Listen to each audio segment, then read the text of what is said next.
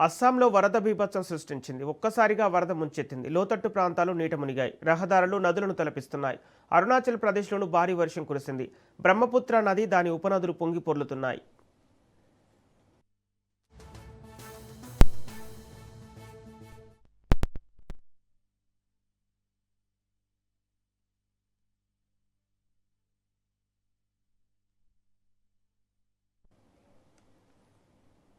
అస్సాంలో వరద బీభత్సం సృష్టించింది. ఒక్కసారిగా వరద ముంచెత్తింది. లోతట్టు ప్రాంతాలు నీట మునిగాయి. రహదారులు నదులను తలపిస్తున్నాయి.